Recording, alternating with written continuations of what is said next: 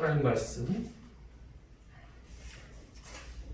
베드로전서 1장에서 보겠습니다.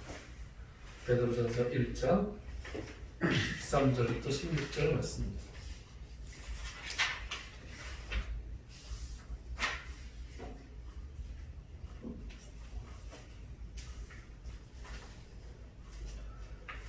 베드로전서 1장 13절부터 16절 4절밖에 안 되니까요. 한 목소리로 함께 읽겠습니다. 시작. 그러므로 너희 마음의 허리를 동이고 근신하여 예수 그리스도께서 나타나실 때에 너희에게 가져다 주실 은혜를 온전히 바랄지어다. 너희가 순종하는 자식처럼 전에 알지 못할 때에 따르던 너희 사욕을 본받지 말고 오직 너희를 부르신 거룩한 이처럼 너희도 모든 행실에 거룩한 자가 되라. 기록되었으되 내가 거룩하니 너희도 거룩할지어라 하셨느니라. 아멘. 베드로전서는 베드로 사도가 환난과 핍박을 당하고 있는 터키 북부 지방 5군데 도시에 있는 흩어져 숨어 있는 성도들에게 보낸 편지를 냈습니다. 그 사람들에게 편지를 하면서 베드로는 여러분들이 시험을 당하지만 오히려 기뻐해야 됩니다. 여러분들이 시련을 당하지만 오히려 기뻐해야 됩니다. 왜냐하면 여러분들이 이 시련을 통해서 이 믿음이 정금같이 나올 것을 믿고 있기 때문에 그렇습니다.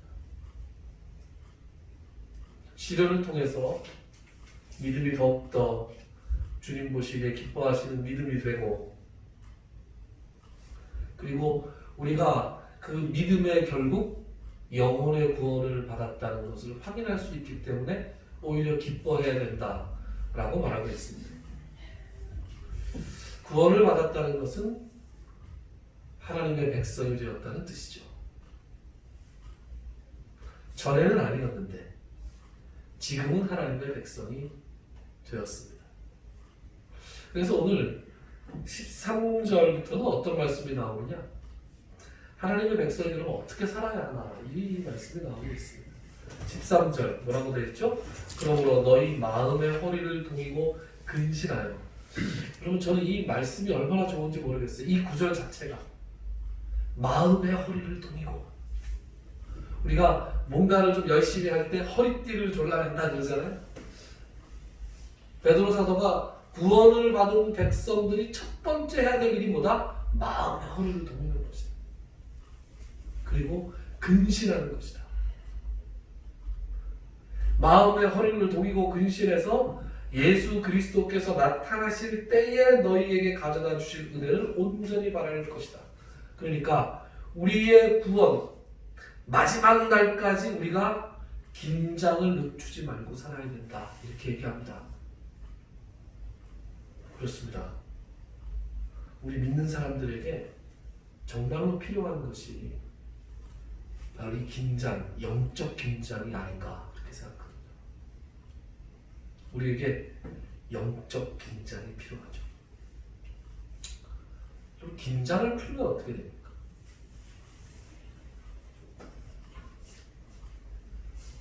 긴장을 풀면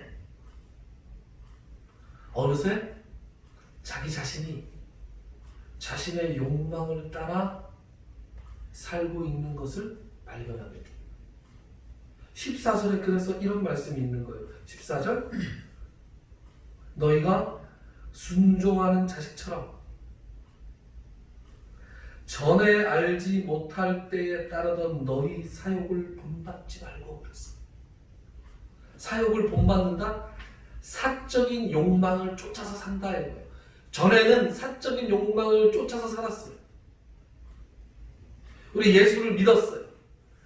예수를 믿고 하나님의 크다란 은혜를 우리가 체험했어요. 하나님의 자녀라 일컬음을 받고 하나님의 백성이라고 일컬음을 받는 것에 우리가 너무나 감사하고 감격하는 삶을 살고 있었어요. 그런데 어느 날 갑자기 영적 긴장을 늦추고 살아가게 되면 어느 순간 사욕을 쫓아가는, 예수를 알지 못했던 때에 욕망을 쫓아서 살아가는 그 모습으로 내가 돌아가 있을 수 있다고 경고하고 있는 것입니다. 그러므로 구원받은 사람들은 우리의 구원이 완성될 때까지, 주님이 다시 오시는 그날까지 영적인 긴장을 놓치지 않고 살아야 됩니다. 사도 바울이 뭐라 그래요? 그런즉 선줄로 아는 자는 뭐 할까 조심하라? 넘어질까 조심하라. 그런즉 선줄로 아는 자는 넘어질까 조심하라.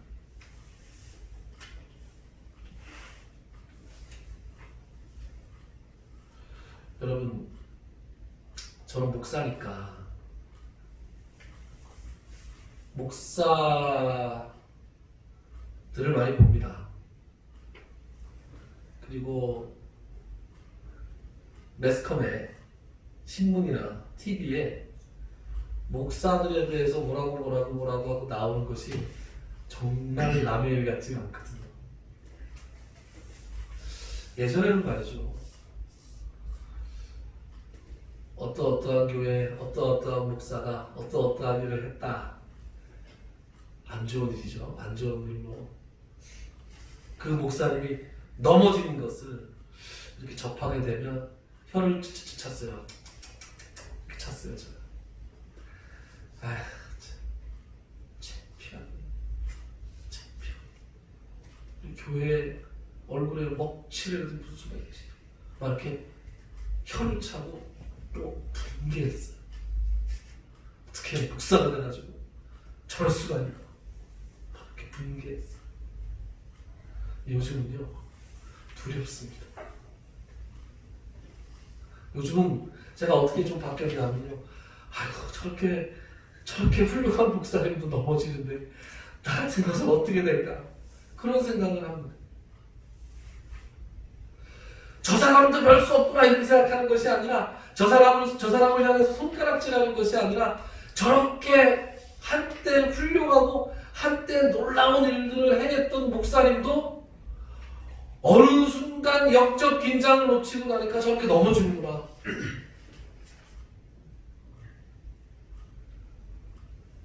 그래서 더욱더 두렵고 떨리는 마음으로 목사가 이 세상에서 어떻게 살아야 하는지에 대해서 고민하게 됩니다. 여러분, 선줄로 아는 자는 넘어질까 조심하라 라고 사도 바울이 누구에게 얘기했냐면 고린도 교회 교인들에게 이야기했어요. 우리 한번 찾아봅시다. 어떤 맥락에서 그 말씀이 주어져 있는지. 고린도전서 10장을 한번 찾아보시죠. 오늘 베드로전서는 이렇게 책갈피를 해놓으시고 고린도전서를 찾아봅시다. 고린도전서 찾기가 만만치 않아요. 신약성경, 제가 가진 성경으로는 신약성경 273페이지. 신약성경 273페이지. 찾으셨습니까?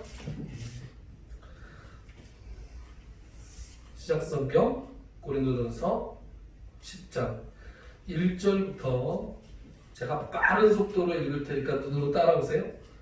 그리고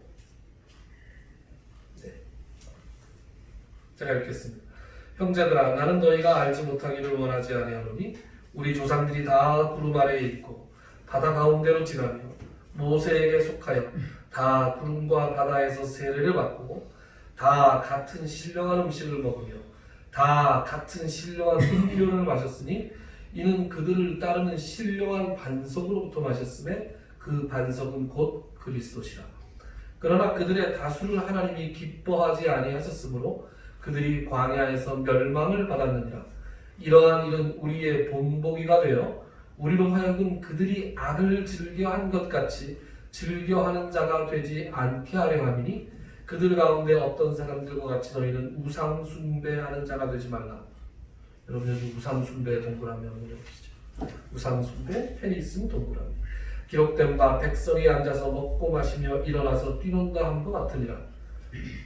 그들 중에 어떤 사람들이 음행하다가 하루에 23,000명이 죽었나니 우리는 그들과 같이 음행하지 말자. 여러분, 음행의 동그라미. 2번 9절 그들 가운데 어떤 사람들이 주를 시험하다가 뱀에게 멸망하였나니 우리는 그들과 같이 시험하지 말자. 뭐의 동그라미일까요? 시험. 그들 가운데 어떤 사람들이 원망하다가 멸망시키는 자에게 멸망하였나니 너희는 그들과 같이 원망하지 말라. 어디다 동그라미일까요? 원망. 네. 그들에게 일어난 일은 이런 일은 본보기가 되고 또한 말세를 만난 우리를 깨우치기 위하여 기록되었느니라. 그런 다음에 무슨 말씀 나와요? 같이 읽어볼까요? 시작. 그런즉 선줄로 생각하는 자는 넘어질까 조심하시오. 사도 바울이 지금 장황하게 예를 들고 있습니다.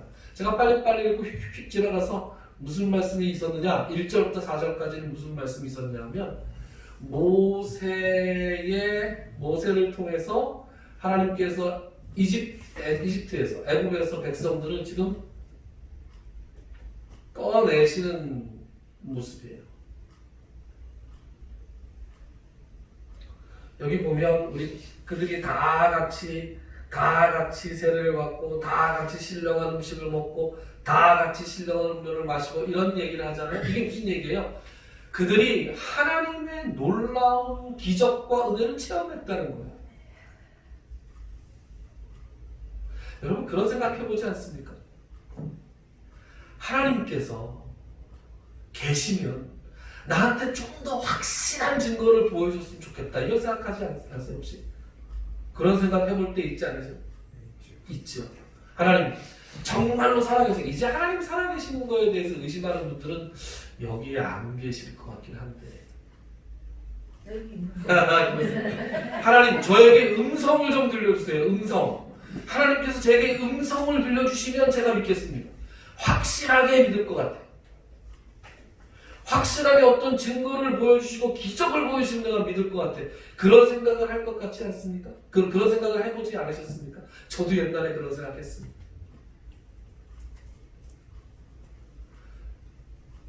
하나님의 놀라우신 이적과 은혜를 모세가 이끌었던 이스라엘 백성들만큼 많이 체험한 사람이 어디 있었겠습니까? 그 강대한 나라, 지금으로 치면 미국과 같은 그런 강대한 나라를 하나님께서 놀라운 이적을 일으키셔서 애굽에서 그 사람들이 이스라엘 백성들에게 자기들의 폐물과 예물들을 다 줘가면서 제발 좀 떠나가 달라고 사정하는 그런 놀라운 이적을 체험했어요. 어디 노예들이, 그죠? 그 강한 나라의 군대까지 다 물리치고 여러분 그들의 눈앞에서는 홍해가 갈라졌어요. 상상이 됩니까? 바다가 갈라져서 그 사이로 그들이 걸었어요. 그들이 목이 마를 때 반석을 치니까 반석에서 물이 나왔어요. 그들이 고기가 먹고 싶다 했을 때 하늘에서 메추라기가 떨어졌어요. 더 이상 얼마나 놀라운 은혜와 이적이 필요합니까? 심지어 그들은 하나님의 임재하심을 봤습니다. 지금도 저는 이 말씀만 생각하면 가슴이 떨려요.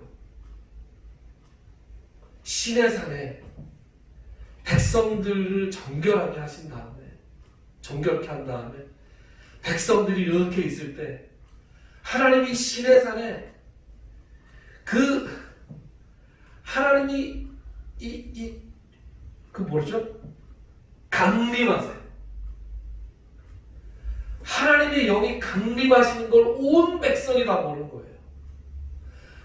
그때 백성들이 약 장정만 60만 명 그랬으니까 대략 이렇게 저렇게 합쳐서 한 200만 명쯤 되는 군중이에요. 200만 명쯤 되는 사람들이 한꺼번에 하나님의 그 임재를 경험했다. 하나님 음성 한 번만 들려주세요. 이런 거랑은 비교가 안 되는 그런 체험을 했어요. 그런 체험을 다 해놓고도 그들이 광야에서 멸망했다. 5절 뭐라 그래요? 그러나 그들의 다수를 하나님이 기뻐하지 아니하셨으므로 그들이 광야에서 멸망을 받았느니라. 이러한 일은 우리의 본보기가 되어버렸어요.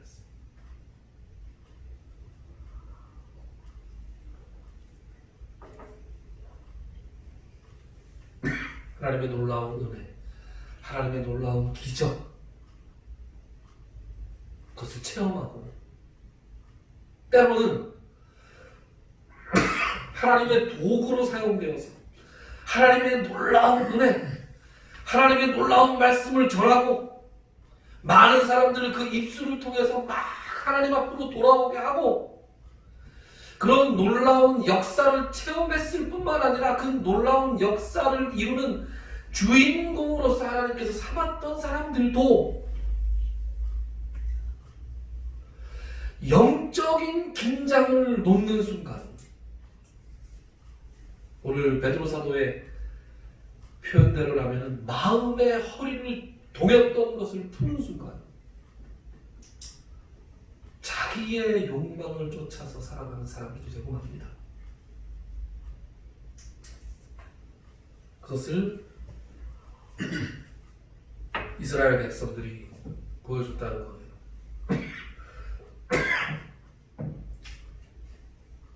여러분, 자기의 욕망을 쫓아서 살아가는 사람들이 하는 첫 번째가 뭐예요?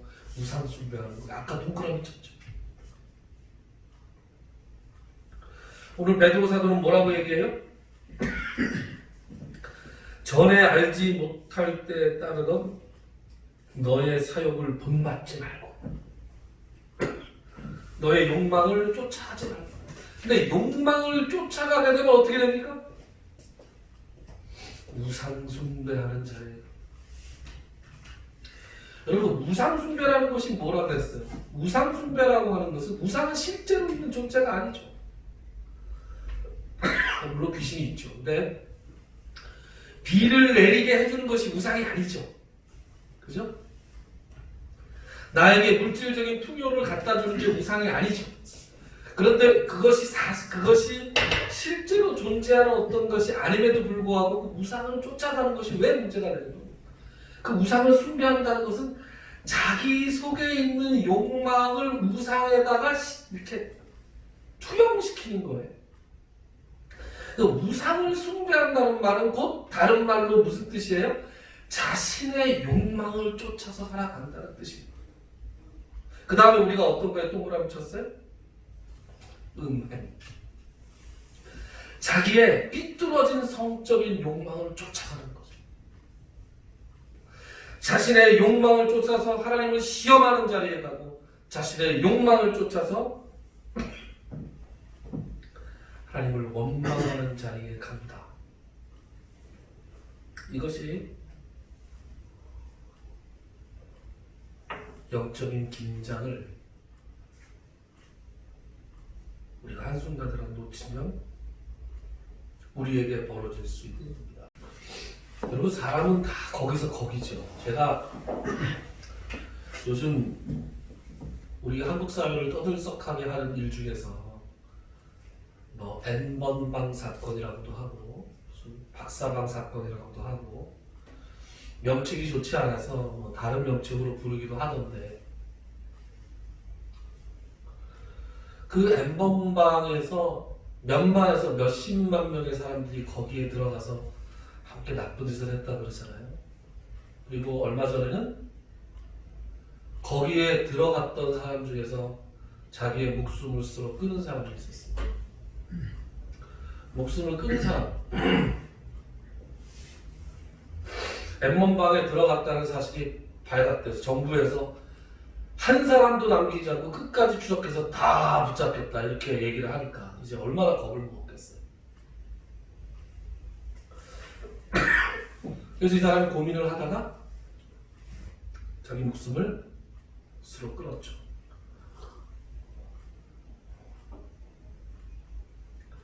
안타까운 일인데 저는 이제 그걸 보면서 그런 생각을 했습니다. 사람이라는 것이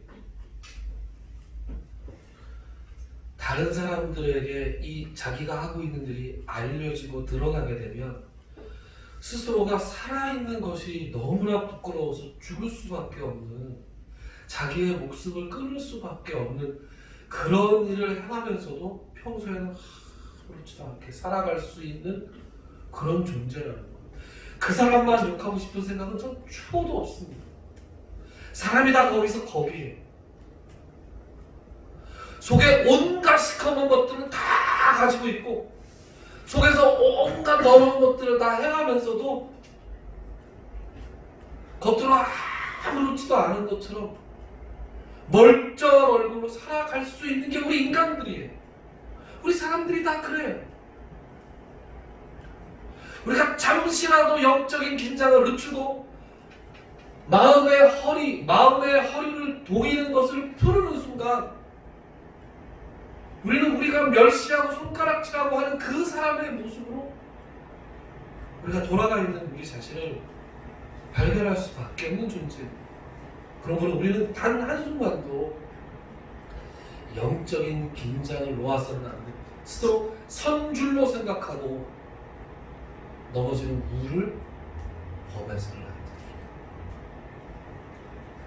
그러면 어떻게 하면 영적인 긴장을 끊어놓지 않을 수 있을까요? 어떻게 하면 마음의 허리를 동일 수 있을까요? 오늘 제가 그 목사님께서 기도하시면서 아이고 오늘 설교 안 해도 되겠다 설교 내용을 다 말씀하셨어요. 그래서 어쩜 이렇게 같을까?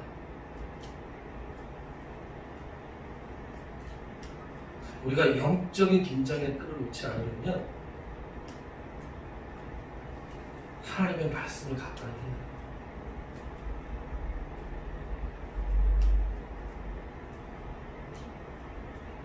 하나님의 말씀을 가까이 해야 우리가 영적인 긴장에 끌어놓지 않을 수 있습니다. 그냥 의무적으로 읽는 거 말고 이 말씀이 내게 주시는 것이 무슨 의미인가 깊이 생각하면서 말씀을 읽을 때 말씀이 나에게 깨달음을 주시는 것을 내가 진정으로 받아들일 때 우리는 영적인 긴장을 놓지 않는 삶을 살아갈 수 있습니다. 영적인 긴장을 하고 있는 사람들에게 하나님께서 주시는 말씀, 딱 한마디 말씀, 오늘 베드로 사도를 통해서 주시는 말씀은 바로 이거예요. 15절, 오직 너희를 부르신 거룩한 이처럼 너희도 모든 행실에 거룩한 자가 되라. 기록되었을 때 내가 거룩하니 너희도 거룩할지어다 하셨습니다. 여러분, 기록되었을 때 내가 거룩하니 너희도 거룩할지어다. 이 말씀은 어디에 나오는 말씀이냐면 레위기에 나오는 말씀입니다. 레위기에 나오는 말씀인데 하나님께서 이렇게 말씀하세요. 이스라엘 백성들을 이렇게 다 모아놓고 하나님께서 율법을 주시다가 중간에 이런 말씀을 하세요. 나는 너희를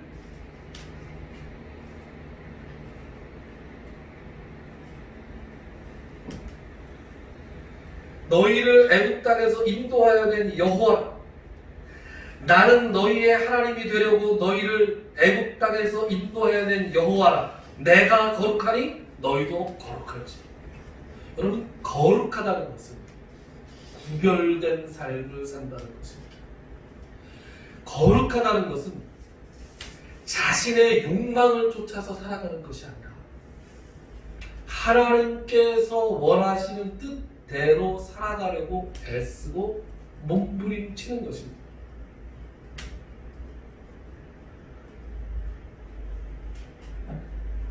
사도 바울은 오늘 고린도전서 10장 12절에서 그런즉 선줄로 생각하는 자는 넘어질까 조심하라. 이런 경고를 고린도 교회에게 하기 전에 자기 자신에 대해서 이렇게 얘기합니다. 내가 내 몸을 쳐 북종하게 하면 내가 남에게 전파한 후에 자신이 도리어 버림을 당할까 두려워합니다. 자신은 절대로 그렇지 않은데 고린도 교회 교인들을 향해서만 경고를 하고 있는 것이 아니에요. 스스로도 언제 넘어질지 모르기 때문에 스스로도 영적인 긴장을 늦추고 있지 않다는 것을 이 사람은 지금 어떤 식으로 표현하고 있습니까? 바울은 스스로 내가 내 몸을 쳐서 복종하게 한다. 어디에요? 말씀에. 말씀에 나를 쳐서 복종하게 한 것만이 우리로 하여금 거룩하신 하나님을 닮아가는 삶, 거룩한 삶을 살아가게 할 수 있는 유일한 방법인 것입니다. 어떻게 사는 것이 그러면 거룩하게 사는 것이냐? 다음 시간에 이어서 하겠습니다. 기도합시다. 하나님,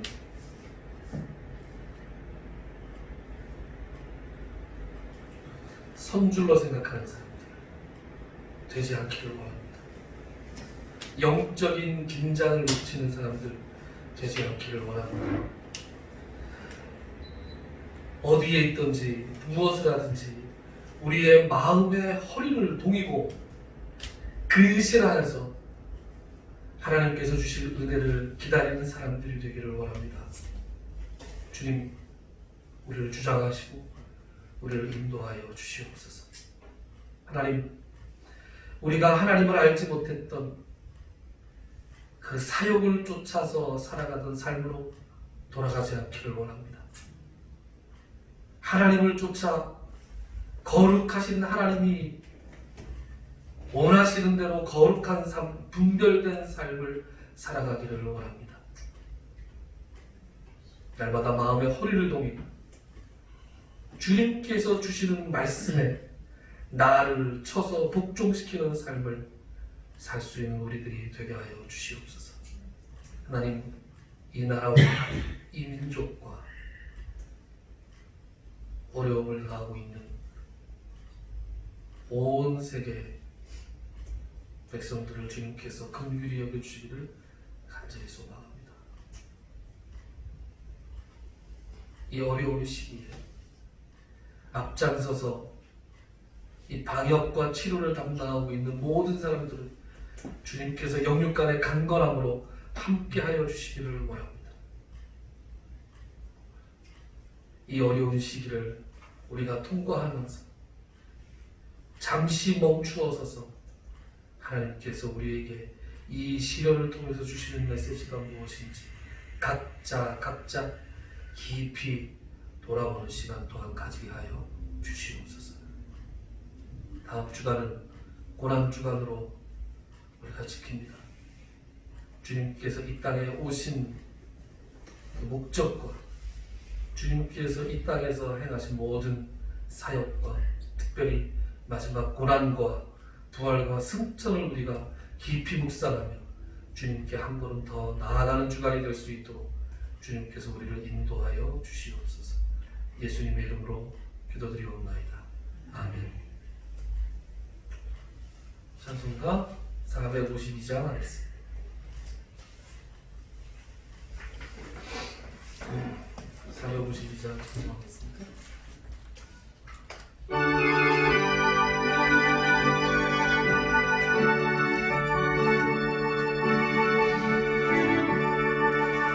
내 모든 소원 기도의 제목 예수님 닮기 원합니다.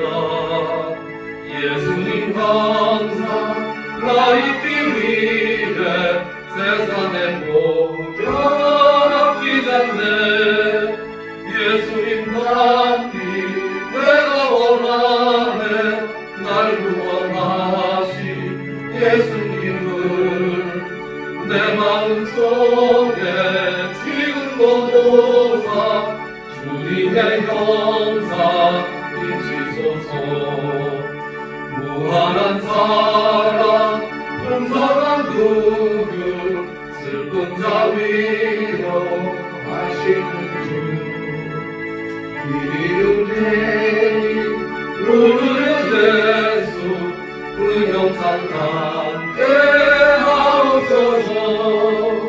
예수님 함께 내가 원하네 날 구원하신 예수님을 내 마음속에 지금보다 주님의 영상 비치소서. 겸손한 세수 거룩한 주님 원수의 멸시 자누시라.